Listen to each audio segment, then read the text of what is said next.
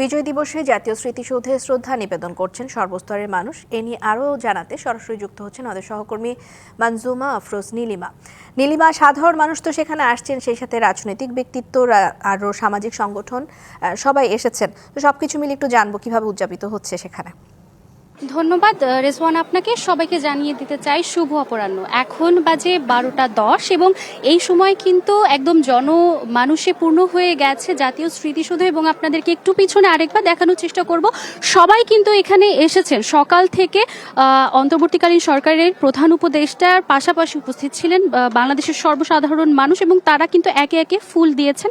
এবং আমরা এখানে আরেকটু দেখানোর চেষ্টা করব আপনাদেরকে, সাধারণ মানুষের কিন্তু ঢল নেমেছে। ভিটামিনে সমৃদ্ধ লিলি বিউটি সোপ, তারুণ্যময় উজ্জ্বল ত্বকের জন্য। এখানে সবাই এসেছেন বিজয় দিবস উদযাপন করতে এবং আমরা কিছু জনসাধারণের আমার বক্তব্য দিব। এখানে একজন ছোট মানুষ আছেন, তার কাছে জানতে চাইবো কেমন লাগছে এখানে এসে, এত মানুষের সাথে এসেছো, কার সাথে এসেছো, আজকে কি দিবস, তোমার কাছে জানতে চাই তোমার অনুভূতি। ভালো লাগছে। কার সাথে এসেছো? আব্বা আম্মুর সঙ্গে।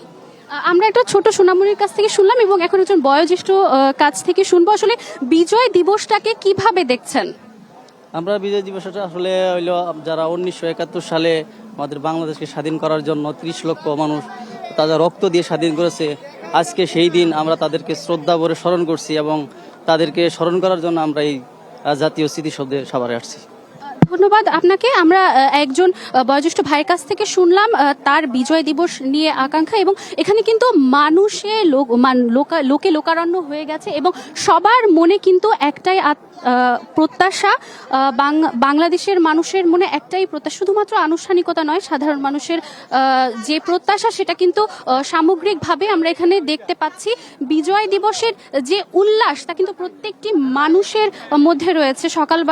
সকাল অর্থাৎ বেলা বাড়ার সঙ্গে সঙ্গে কিন্তু শ্রদ্ধা জানাতে উপস্থিত হয়েছে এখানে হাজার হাজার মানুষ এবং প্রতিটি মানুষের চোখে মুখে আমরা দেখতে পাচ্ছি শ্রদ্ধা ভরে তারা কিন্তু শহীদদেরকে স্মরণ করছেন এবং বিজয়ের যে উল্লাস, উৎসব মুখর যে পরিবেশ সেটা কিন্তু সকাল থেকে এখন বেলা গড়িয়ে প্রায় 12টা পার হয়ে গেছে, তবুও কিন্তু সবার মধ্যে এই উৎসব মুখর পরিবেশটা বিরাজ করছে।